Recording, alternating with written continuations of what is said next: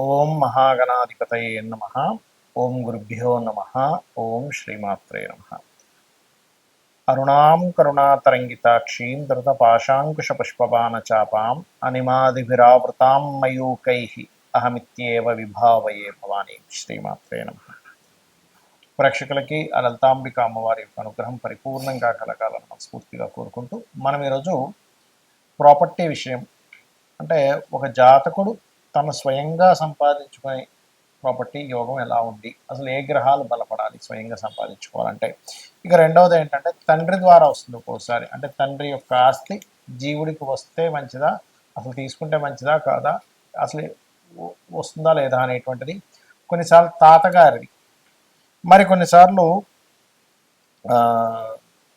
తల్లి యొక్క తండ్రిది, లేదా తండ్రి యొక్క తండ్రి తాత విషయంలో చూసుకుంటే. అదేవిధంగా ఒక్కోసారి అన్నయ్య నుంచి కానీ అలా కూడా వస్తూ ఉంటాయి. కొంతమందికి ఇద్దరు కలిసి ఏదైనా వ్యాపారం చేశారు, అప్పుడు అతను వ్యాపార లాభాలు వచ్చాయని, ఇంకోటి ఏదైనా కారణాలు కొంతమంది ఇష్టంతో ఇస్తూ ఉంటారు. అలాగా సిబ్లింగ్ యొక్క ప్రాపర్టీ వచ్చే యోగం ఉందా లేదా అనేటువంటిది కూడా ఉంటుంది మన జన్మజాతకంలో. అదేవిధంగా పిల్లనిచ్చినటువంటి మామయ్యది, లేదా ఒక్కొక్కసారి అమ్మాయికే మామయ్య ఆస్తి వచ్చే ఛాన్సెస్ ఉంటాయి. ఆ రకంగా ఎలా ఉంది. అదేవిధంగా గవర్నమెంట్ లీజ్ ద్వారా వస్తాయి కొన్నిసార్లు. 99 ఇయర్స్కి లీజ్ వచ్చిందండి ప్రాపర్టీ అంటుంటారు. అవన్నీ కూడా అసలు ఎలా చూడాలి జన్మజాతకంలో. ఇవి ఎందుకు చూడాలి అంటే, ఒక్కొక్కసారి ఆ ప్రాపర్టీస్ తీసుకోవడం వల్ల ఇబ్బంది ఉంటుంది, కొన్నిసార్లు ఆ ప్రాపర్టీస్ వల్ల వాళ్ళకి ఎదుగుదల ఉంటుంది. దానికి ధనభావం పడితే అద్భుతమైనటువంటి ఎదుగుదల ఉంటుంది, దానికి షష్టాష్టకాలు ఈ రకమైనటువంటి కాంబినేషన్స్ పడితే ఇబ్బందులు ఉంటాయి. ఒక్కొక్క లగ్నానికి ఆ లగ్నరీత్యా వాళ్ళకి ఏ అధిపతి అవుతాడు, దాని పరంగా వాళ్ళు ఎలా చూసుకోవాలి, ఉందా లేదా అని ఎలా కనుక్కోవాలి అనేటువంటి విషయాలు చెప్తుంది నేనైనప్పటికీ కూడా చెప్పిస్తుంది సాక్షాత్ లలిత అమ్మవారిగా భావిస్తూ ఒక్కొక్క లగ్నం గురించి మనం తెలుసుకుందాం. మిథున లగ్నము, మిథున రాశి. మిథునం వారికి నేను ఎప్పుడు చెప్తూ ఉంటాను, మంచి తెలివితేటలు ఉండేటువంటి లగ్నం. అయితే ఇక్కడ ప్రాపర్టీ కారకుడు కూడా లగ్నాధిపతి అవుతాడు, ఎందుకంటే లగ్న చతుర్థాధిపతి బుధుడు. మీరు కనుక మంచి ప్రాపర్టీస్ పొందుతారు అంటే మీ బుధుడు కనుక బాగున్నాడు, ఇంకా అందులో ఎటువంటి ఇబ్బంది లేదు, ఖచ్చితంగా ప్రాపర్టీ కొనుక్కుంటారు. ప్రాపర్టీ ఒకటే కాదు, వాహనం కానీ, గృహం కానీ, స్థలం కానీ, ఇవన్నీ కూడా ఉంటాయన్నమాట. ఆభరణాల దగ్గర నుంచి ఎవ్రీథింగ్. అంటే మీరు ఎక్కువ కష్టపడకుండానే కొంచెం ఈజీ వేలో వచ్చేస్తుంటుంది. అయితే ఈ బుధగ్రహం కనుక పాడైతే మీ పేరు మీద ప్రాపర్టీస్ ఉండకూడదు, గుర్తుపెట్టుకోండి. చాలామంది ఏమనుకుంటారు, ఏమంటే నా పేరు మీద ప్రాపర్టీ ఉండకపోతే ఎలాగా అంటే, జీవిత భాగస్వామ్యం పిల్లల పేర్ల మీద కొనుక్కోవాలి ఎప్పుడైనా సరే ప్రాపర్టీస్, బుధుడు పాడైతే మిథున లగ్నం వారికి. అయితే మరి తండ్రి ఆస్తి రావాలి, వస్తుందా లేదా అనేది ఎలా చూస్తాము అంటే, 12వ స్థానం అంటే శుక్రుడు ఎలా ఉన్నాడు.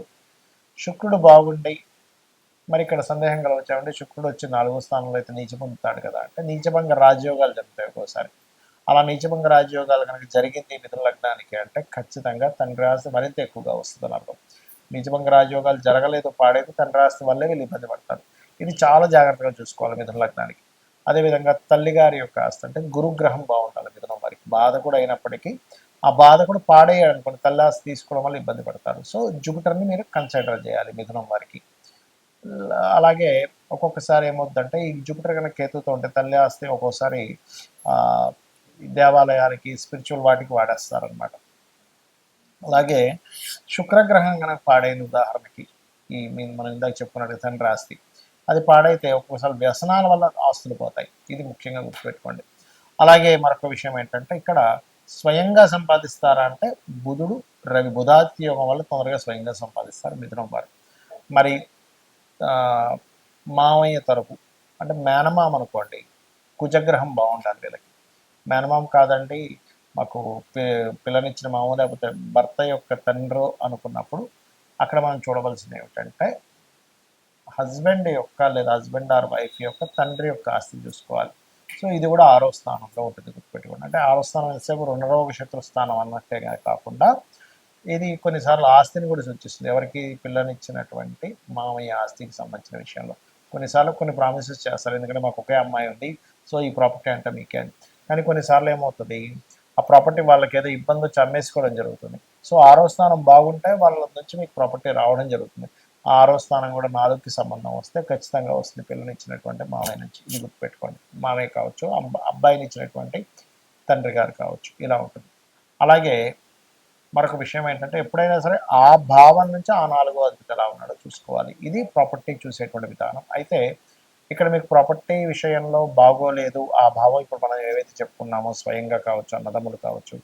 అన్నదమ్ములు అంటే కూడా ఇప్పుడు మిథున లగ్నానికి కుజుడే బాగుండాలండి. కుజుడు కనుక మంచి యోగాన్ని ఇస్తే అన్నదమ్ముల నుంచి ప్రాపర్టీ కూడా వస్తుంది.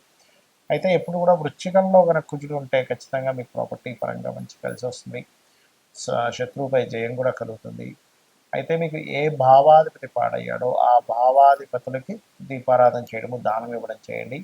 ఎటువంటి ఇరుక్కున్న ప్రాపర్టీ అయినా బయటపడడం జరుగుతుంది. ఈ ప్రాపర్టీ విషయంలో సొంతంగా కొనుక్కోవడం ఒక ఎత్తు, మీ బంధువర్గం నుంచి రావడం అంటే తాత, తండ్రి, మామయ్య, అన్నదమ్ములు, గవర్నమెంట్ నుంచి రావడం ఒక ఎత్తు. అయితే ఎప్పుడు కొనుక్కోవాలి? ఇది చాలా ముఖ్యమైనటువంటి విషయం. ఎప్పుడైనా ఏదైనా ప్రాపర్టీ కొనుక్కోవాలన్నప్పుడు ఎప్పుడు కొనుక్కోవాలి అంటే మీ జన్మజాతకంలో సొంతంగా కొనుక్కునేటప్పుడు 4వ స్థానం గుర్తుపెట్టుకోండి.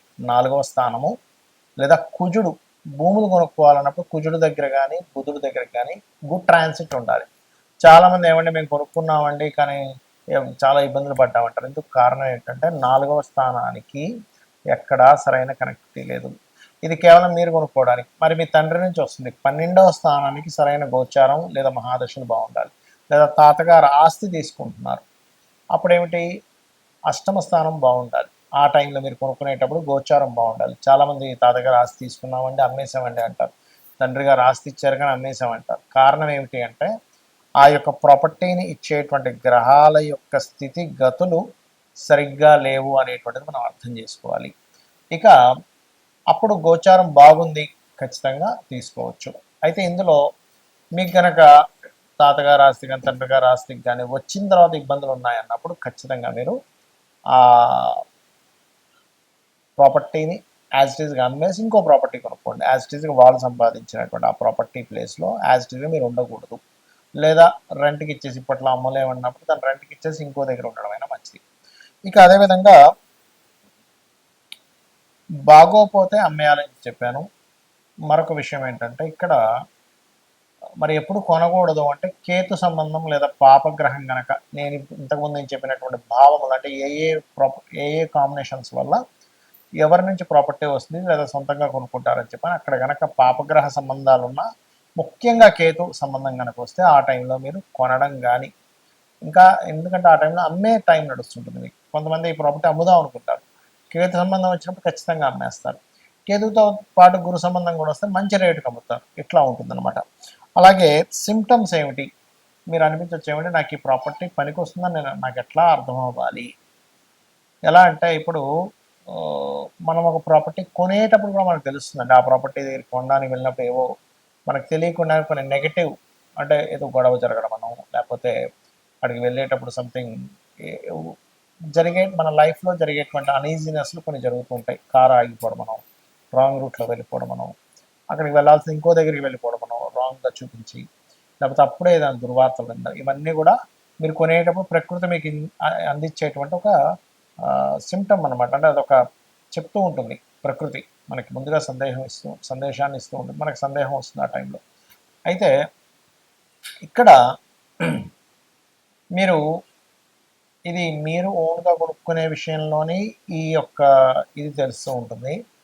లేదా ఆ పలానా తాతగారో మామయ్యో అమ్మమ్మో నానమ్మో సిబ్లింగ్ సంబంధించిన ఇంట్లోకి వెళ్ళినప్పటి నుంచి మీకు బాగోలేదు అంటే మీరు అర్థం చేసుకోవాల్సింది ఇక్కడ 2 విషయాలు చూసుకోవాలి.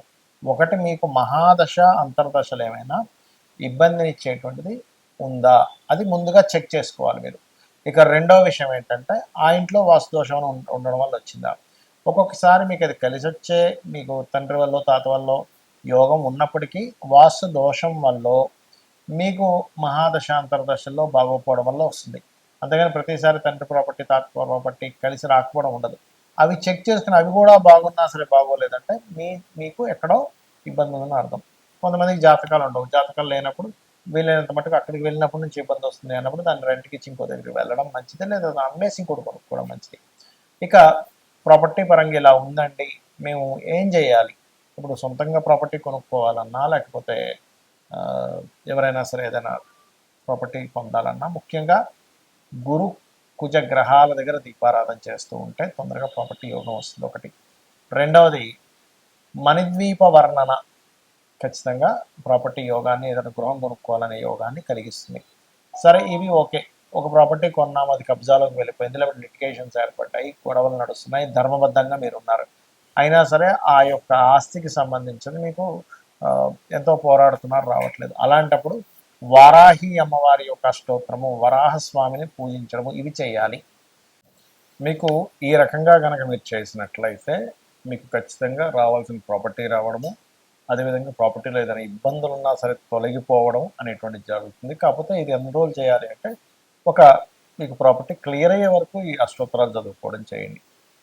కొనుక్కోవాలన్నా కూడా, ఏదైనా ప్రాపర్టీ కొనుక్కోవాలన్నా కూడా ఇందాక నేను చెప్పినట్టుగా గురు కుజ గ్రహాల దగ్గర దీపారాధన రెగ్యులర్గా చేయండి, మంగళవారము బుధవారం ఇలా చేసినట్లయితే ఖచ్చితంగా మీకు రావాల్సిన ప్రాపర్టీ వస్తుంది. శ్రీమాత్రే నమః.